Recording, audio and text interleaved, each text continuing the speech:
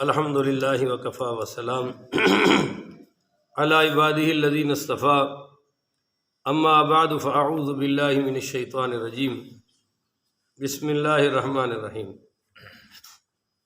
معزز سامعین، 2 مئی بروز منگل 2023 بعد نماز فجر کا یہ درس حدیث مصطفیٰ صلی اللہ علیہ وآلہ وسلم ہماری سلسلہ وار گفتگو ہے، شرح ادب المفرد، اس کی آج یہ قسط نمبر 203 ہے، اور آج کا درس حدیث انشاءاللہ حدیث نمبر 1132 سے لے کر 1135 تک جاری رہے گا۔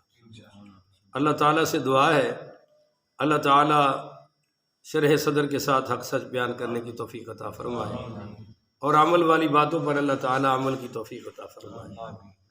یہ ہے باب کیف انتا، تو کیسا ہے، یہ کہنے کا بیان، کسی سے پوچھنا کہ تو کیسا ہے، یہ بیان ہے۔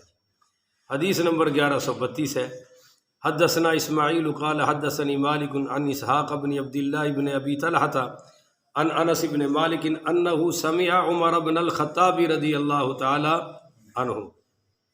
حضرت انس بن مالک رضی اللہ تعالیٰ عنہ سے روایت ہے، وہ کہتے ہیں کہ حضرت عمر بن الخطاب رضی اللہ تعالیٰ عنہ سے میں نے سنا کہ ایک آدمی نے ان کو سلام کیا، وسلم علیہ رجل، ایک شخص نے ان پر سلام کیا، فرد السلام، حضرت عمر پاک رضی اللہ تعالیٰ عنہ نے ان کو سلام کا جواب عطا فرمایا، اور ثم سأل عمر، پھر حضرت عمر نے سوال کیا الرجل، اس شخص سے کہ کیف انتا، تو کیسا ہے، فقال احمد اللہ علیک، فقال احمد اللہ الیک، اس نے کہا میں آپ کی طرف اللہ کی حمد و ثنا کرتا ہوں، اللہ کی حمد و ثنا کرتا ہوں۔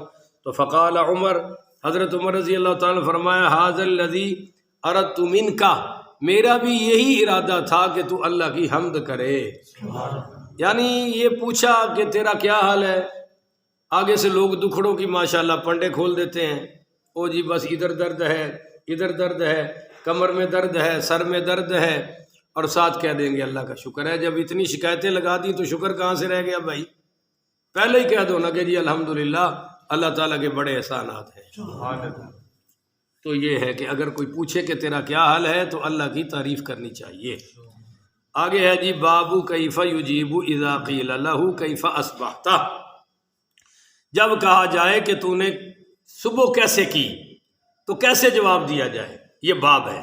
حدیث نمبر 1133، حدثنا ابو عاصم عن عبداللہ بن مسلم عن سلمۃ المکی عن جابر بن عبداللہ قیل للنبی صلی اللہ علیہ وسلم کیف اصبحت، حضرت جابر بن عبداللہ رضی اللہ تعالی عنہما سے روایت ہے کہ حضور نبی کریم صلی اللہ علیہ وآلہ وسلم کی بارگاہ میں عرض کیا گیا کہ یا رسول اللہ آپ نے صبح کس حال میں کی ہے؟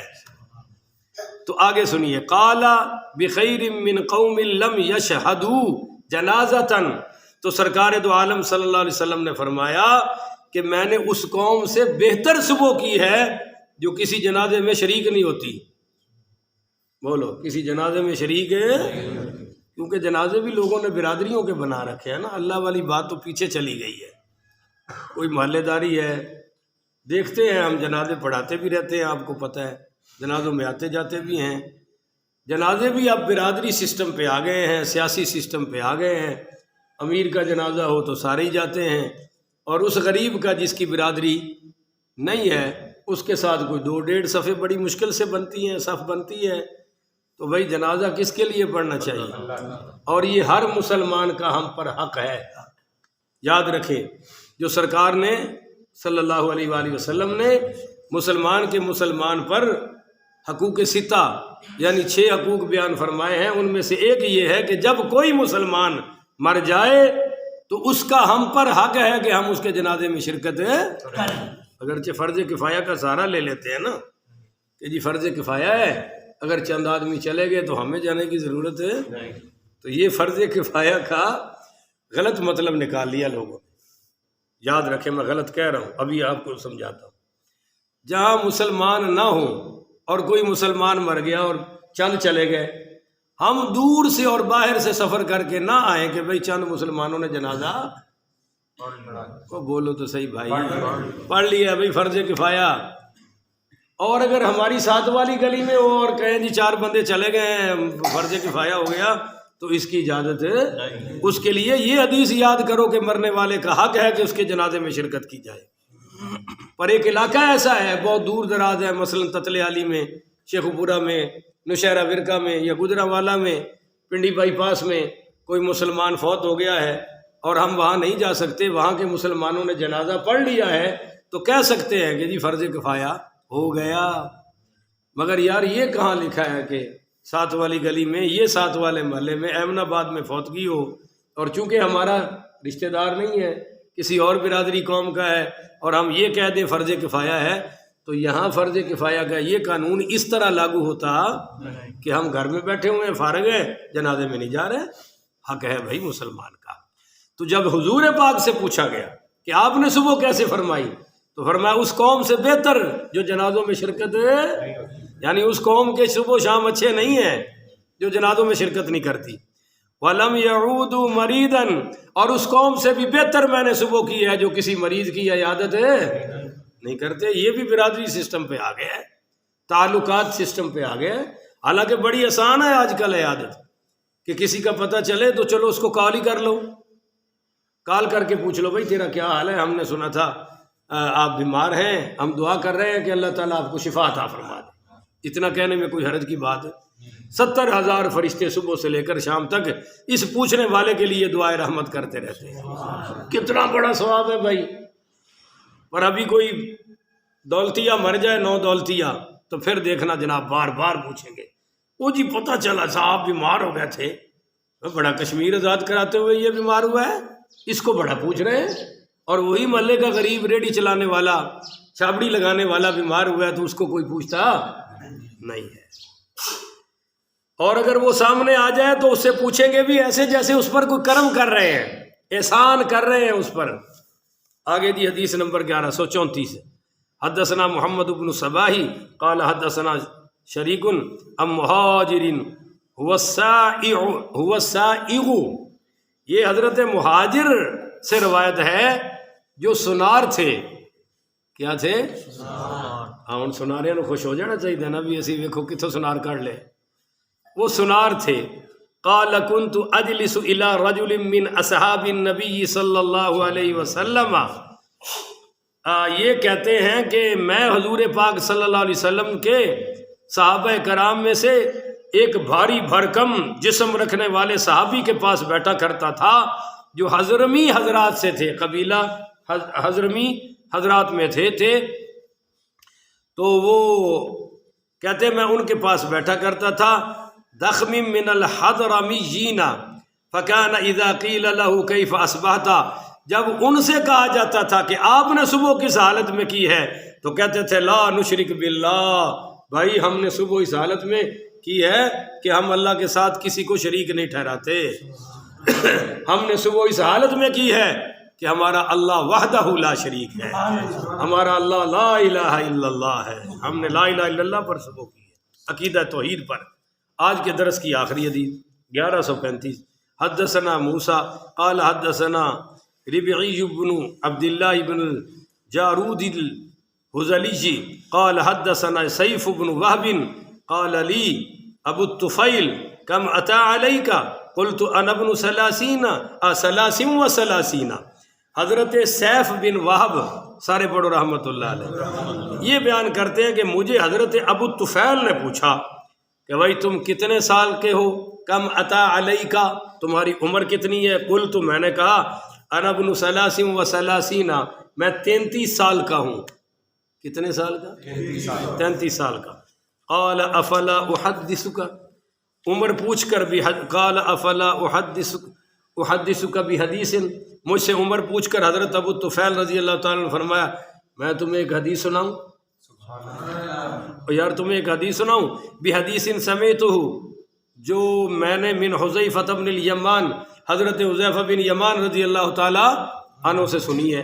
یہ حذیفہ بن یمان آپ نوٹ رکھیے یہ حضور کے خاص رازدار صحابی تھے.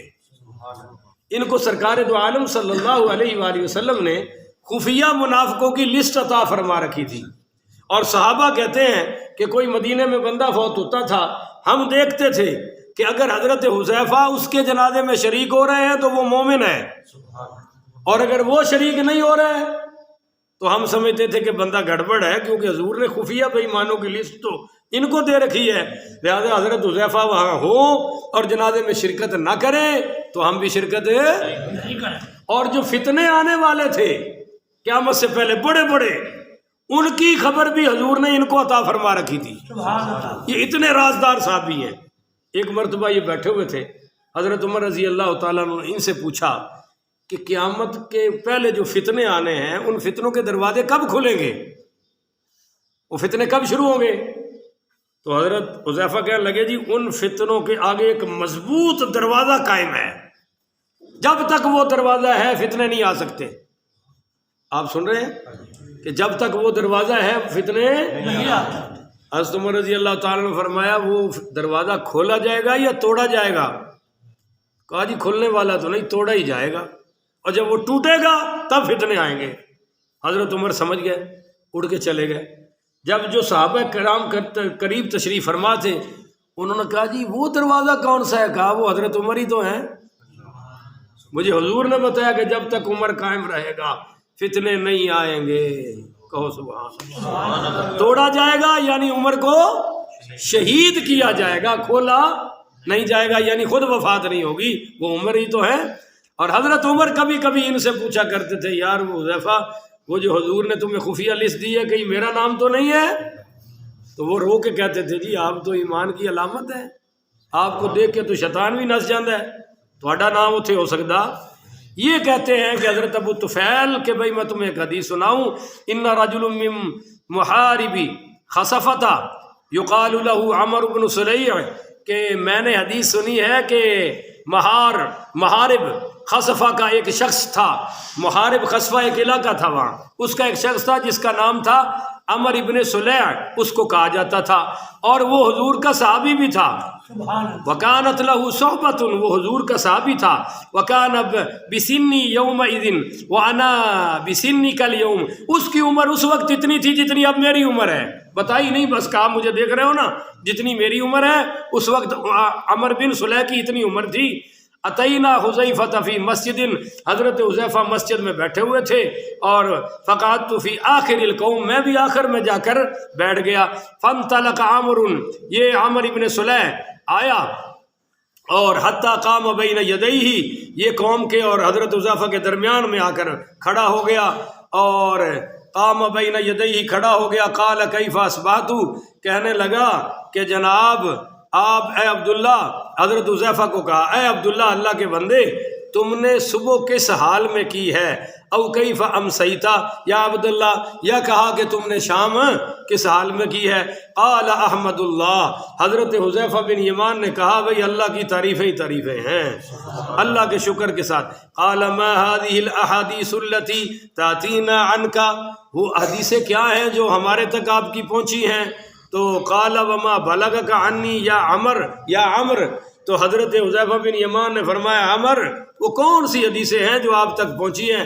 قال احادیث لم اسمعها، وہ حدیثیں جو ہم نے کسی اور سے سنی نہیں ہیں وہ پہنچی ہیں آپ کے والے سے۔ قال انی واللہ لاحدثکم بكل ما سمعت ما انتظرتم به جنح هذا الليل، حضرت حذیفہ بن یمان نے فرمایا اے عمر ابن سلیع اگر وہ حدیثیں میں تم سے بیان کر دوں نا تو تم شام تک بھی میرا انتظار نہیں کرو گے، علاقہ چھوڑ کے چلے جاؤ گے، تو رہنے دو ان حدیثوں میں تم کیا لیتے ہو۔ مگر انہوں نے کہا کہ جی نہیں، اذا رأیت ولیکن یا عمر بن سلیع، ہاں لیکن اے عمر ابن سلیع یاد رکھو، حضرت حذیفہ نے قسم اٹھا کر فرمایا واللہ لو احدثکم بکل ما سمعت ما انتظرتم به جنح هذا الليل، اللہ کی قسم اگر وہ حدیثیں بیان کر دوں تو تم شام تک بھی میرا انتظار کرنے والے علاقہ چھوڑ کے چلے جاؤ گے۔ ولکن یا عمر بن سلیع اذا رأیت قیسا توالت بالشام فالحذر الحذر، ہاں آپ نے فرمایا اے عمر ابن صلیح جب تو قبیلہ کیس کو دیکھے، قبیلہ تھا اس کو دیکھے کہ انہوں نے ملک شام پر غلبہ کر لیا ہے تو ان سے بچ بچا کر نکل جانا، وہ تمہیں بھی چھوڑنے والے نہیں ہیں، نکل جانا۔ فواللہ آگے فرمایا اللہ کی قسم لا تدعو قیس عبد للہ مومنا الا خافته او